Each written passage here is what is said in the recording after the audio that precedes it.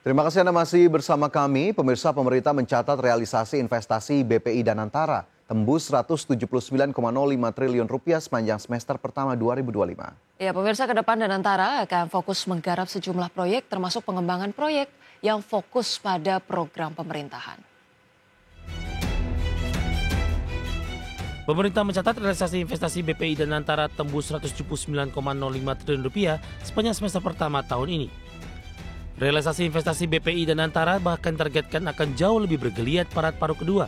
Hal ini sebagaimana arahannya disampaikan langsung Presiden Prabowo Subianto.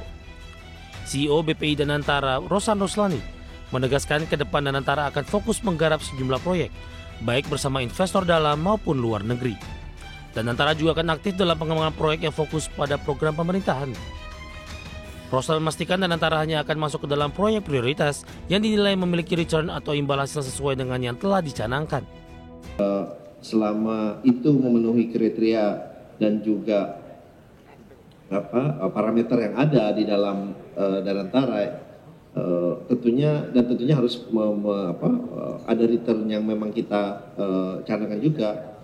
Ya, kita terbuka untuk hal itu. Sebelumnya, Presiden Prabowo Subianto menugaskan Danantara untuk mempercepat arus investasi di berbagai sektor strategis, termasuk sumber daya alam serta membuka lapangan kerja berkualitas. Prabowo menilai pengelolaan BUMN selama ini belum optimal. Padahal dengan total aset yang mencapai 1.000 triliun US dollar, seharusnya kontribusi terhadap penerimaan negara bisa mencapai setidaknya 50 miliar US dollar. Jakarta, Tim Liputan, ADX Channel.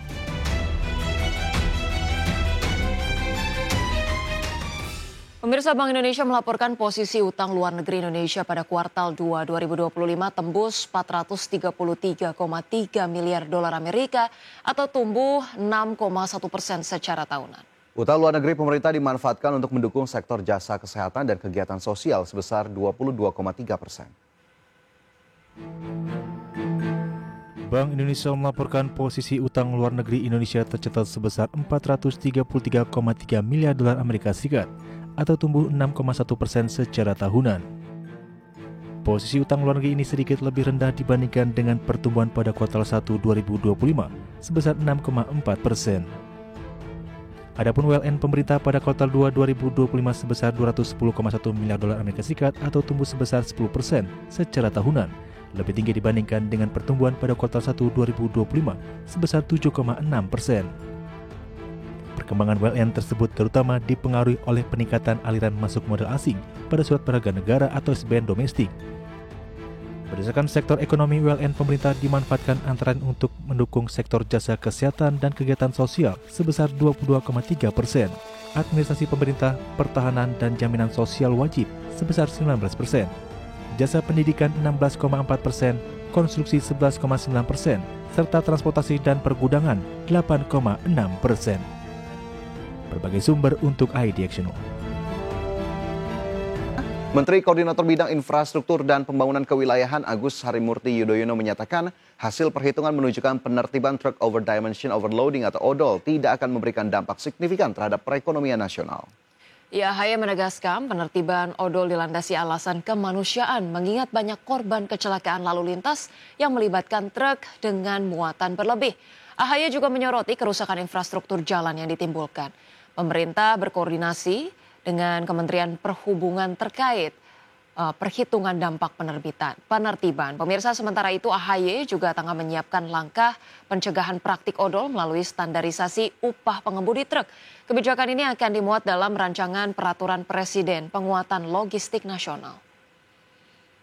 Memperbaiki jalan-jalan yang hancur dan rusak akibat kendaraan over kapasitas tadi, dan tentunya kita menghitung juga apakah benar jika ditertibkan akan ada dampak yang buruk pada ekonomi. Nah, kita hitung dan ternyata ada hasil yang baik, nanti bisa dijelaskan Pak Menhub. Tentunya juga kita harapkan bisa memperkuat dengan data-data yang jelas. Kami sudah mendapatkan sejumlah data bahwa ternyata tidak terlalu berpengaruh secara signifikan. Ya, pemirsa, terima kasih Anda masih bersama kami. Presiden Prabowo Subianto menegaskan sikapnya tidak takut dengan segelintir orang kaya yang mencoba untuk menguasai kekayaan Indonesia. Bahkan Presiden mengingatkan kaum elit di tanah air agar tidak mengeruk kekayaan Indonesia untuk memperkaya diri sendiri atau serakah nomiks.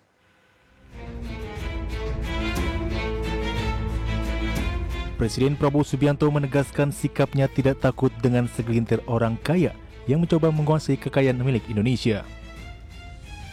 Bahkan Presiden justru mengingatkan kaum elit di tanah air agar tidak mengeruk kekayaan Indonesia untuk memperkaya diri sendiri atau serakahnomik. Dalam pidato kenegaraannya di gedung DPR RI, Prabowo memastikan komitmen pemerintah dalam menegakkan hukum dengan tidak akan ragu-ragu untuk menindak pihak yang melanggar aturan dan menegaskan tidak ingin ada kecurangan hingga manipulasi yang dilakukan oknum atau segelintir orang kepada rakyat Indonesia. Pemerintah yang saya pimpin akan selalu mewaspadai kecurangan-kecurangan, manipulasi, penipuan, upaya penimbunan, dan menahan distribusi bahan pangan. Pemerintah yang saya pimpin tidak akan ragu-ragu. Kami akan selalu tegas pada mereka yang melanggar aturan. Saya pastikan perusahaan-perusahaan siapapun yang berani manipulasi dan melanggar, kami akan proses hukum. Dan berdasarkan wewenang konstitusional yang ada pada Presiden Republik Indonesia, kami akan sita yang bisa kami sita. Kami akan selamatkan rakyat. Kami akan membela kepentingan rakyat. Kami pastikan rakyat Indonesia tidak akan menjadi korban serakahnomics. Adapun Presiden menambahkan Indonesia dikaruniai kekayaan alam yang sangat besar, sehingga seharusnya dimanfaatkan sebesar-besarnya untuk kepentingan rakyat. Namun demikian dirinya masih menyayangkan terdapat segelintir orang yang justru memanfaatkan kondisi ini untuk memperkaya diri sendiri dengan mengeruk kekayaan alam tanpa mempedulikan kepentingan rakyat. Dari Jakarta, Tim Liputan IDXNO. Kembali bersama kami di Prime Market Highlights, pemirsa, pertemuan tingkat tinggi antara Presiden Amerika Serikat Donald Trump dan Presiden Rusia Vladimir Putin di Alaska pada akhir pekan lalu berakhir tanpa terobosan terkait konflik Ukraina. Meski demikian, pemirsa, Trump menyebut pembicaraan antara dirinya dengan Putin berjalan produktif, sementara Putin mengusulkan pertemuan lanjutan di Moskow. Gedung Putih sebelumnya menurunkan ekspektasi atas pertemuan yang berlangsung di Alaska yang awalnya dipandang sebagai upaya untuk mendorong gencatan senjata antara Rusia dan Ukraina. Juru bicara Gedung Putih, Caroline Leavitt, menyebut pertemuan itu sebagai sesi mendengarkan bagi Presiden. Usai pertemuan, Trump menegaskan tidak ada yang benar-benar disepakati antara kedua belah pihak. Lebih lanjut, ia memastikan akan berkoordinasi dengan NATO dan Presiden Ukraina Volodymyr Zelensky untuk memberikan pembaruan terkait hasil pertemuan dengan Putin. There's no deal until there's a deal, but we had an extremely productive meeting and many points were agreed to. There are just a very few that are left. Some are not that significant. One is probably the most significant, but we have a very good chance of getting there. We didn't get there, but we have a very good chance of getting